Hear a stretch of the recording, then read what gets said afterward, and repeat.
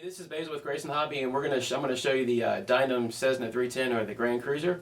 And here it is. We installed the retracts and the flaps, and we have some special little secrets that we added to it, and we're going to give you a quick view. The Grand Cruiser comes with flaps pre-installed. All you need to do is cut the two tabs on either side of the flap, install your servo, and you're off and running.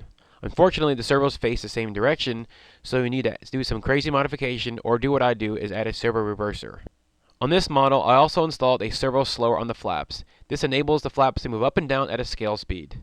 Alright, we took the servo slower off, and I'll just let you see what it looks like without the servo slower on there. Totally on scale. I don't like that at all. So what we're going to do, we're going to put that servo slower back on there again. One more neat little feature we added to it, we added the E-Flight Tricycle 10 to 15 size retracts. With one flip of the switch, we go from gear up to gear down. Notice no binding. Everything's almost a plug and play for the main gear. The front took some work, but all in all, it was a very simple modification.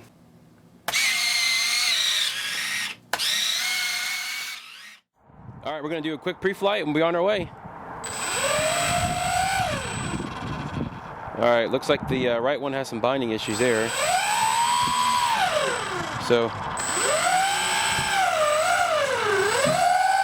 but up and down, let's see, up, down, left, right. We got flaps. Flaps are good. Mix. Rudder aileron mix. Let's see with that motor again.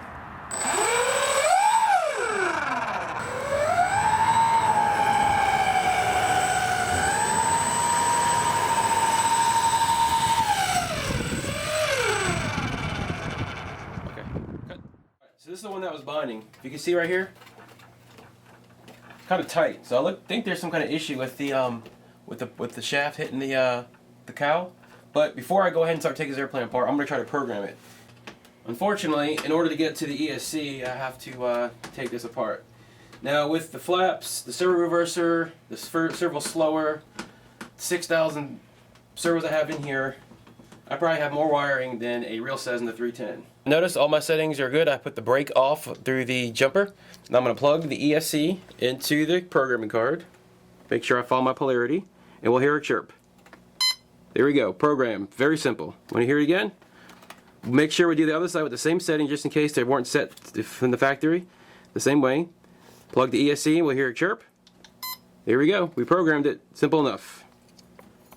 Now, just to set everything, we have to unplug the battery to the ESCs and plug them back in. This ensures we have the set programming, kind of like a reset. Alright, it's all set up. We're going to try our little prop here, make sure we have no binding issues. Hopefully the programming fixed it. This is the one. How about that? See, it's all programming. At first we thought it was the motor, shaft, all that other stuff. Alright, so a simple fix of programming the ESC solved that problem. Alright, we're going to try this again. We'll make sure do a quick pre-flight. Got both motors are in sync. The brake was on one ESC, it was off on the other. We fixed that with the programming card. Make sure our flaps are down. We put our servo slower down there. And don't get me wrong, some of the DX8s and the fancier radios have that built into it, but ours is a DX7 and doesn't have that fancy feature built into it. So they make that little option. Alright, go quick taxi, we'll take off.